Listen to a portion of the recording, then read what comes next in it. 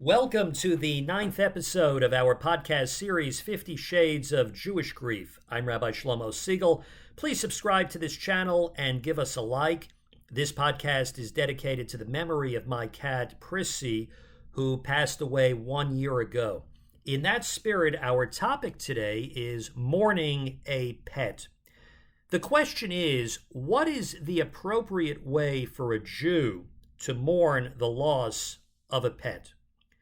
The phenomenon of owning an animal, a cat or a dog in most cases for purposes of enjoyment or companionship, is a relatively recent phenomenon in America and isn't dealt with in any meaningful way by the classical sources in Halacha in Jewish law.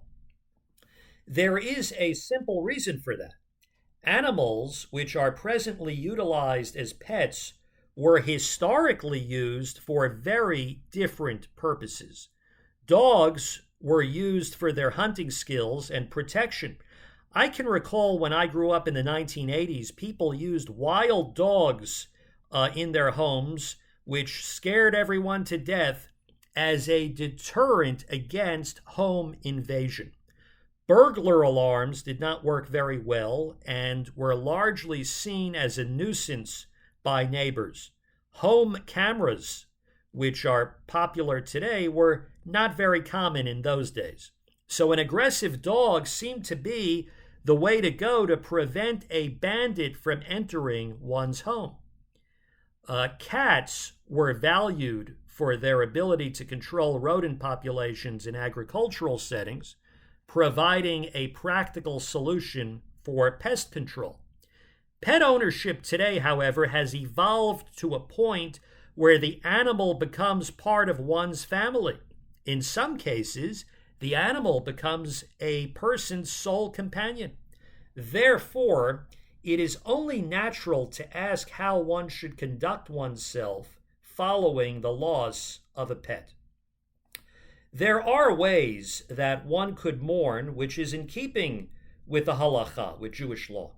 Rabbi Israel Meir Kagan, otherwise known as the Chavetz Chaim, writes that the blessing of Dayan HaEmet, blessed is the judge of truth, which is recited upon hearing news of a person's death, should also be recited in a case when one's animal died, because it falls into a category of situations in which one would be in great distress, similar to one's possessions being destroyed, etc. More formal methods of mourning, however, such as sitting Shiva or reciting mourner's Kaddish, are not appropriate when we lose a pet. The halacha is very clear that one observes the ritual of Shiva for specific biological relatives. You can learn more about that, by the way, on our previous podcast called Violent Deaths. It is not up to us to add a new dimension to the Shiva ritual to include non-humans. Likewise, one should not recite Kaddish for a pet either. Mourner's Kaddish is associated with elevating a soul in heaven.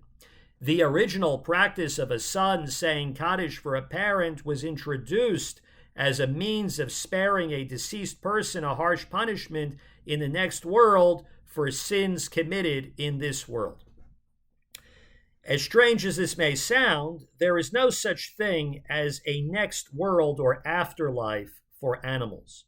The human soul, which lives on eternally, differs radically from the animal. Animals do not have a divine soul. Sadly, their soul expires once they physically leave this world. With that said, however, a pet owner who suffers a loss may bring people together to memorialize the pet. Psalms should be recited at such a gathering. Expressions of gratitude for having the pet in one's life should also be conveyed. After all, a pet is an important possession of a person. We must recognize that everything we own is from Hashem, from God. A pet is no different. It is truly a gift. One may also memorialize a pet by speaking about the good qualities and traits the animal had. Perhaps the pet brought healing during difficult times, etc. A ceremony memorializing a pet is not at odds with Jewish law at all. The Torah shows great respect for animals. In fact, our sages teach us if the Torah had not been given, we would have learned modesty from the cat, honesty from the ant, chastity from the dove, and good manners from the rooster. While dogs were not viewed in a positive light in rabbinic literature, the Talmud indicates that dogs are a source of safety. It says, "Do not live in a city where dogs do not bark, as they provide security and protection." In conclusion, one may mourn for a pet and even hold an informal memorial gathering and service.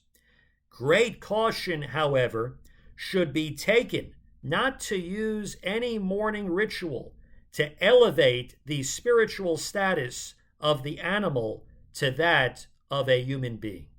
I'm Rabbi Shlomo Segal. I look forward to chatting with you in the comment section, and please remember to like, share, and subscribe.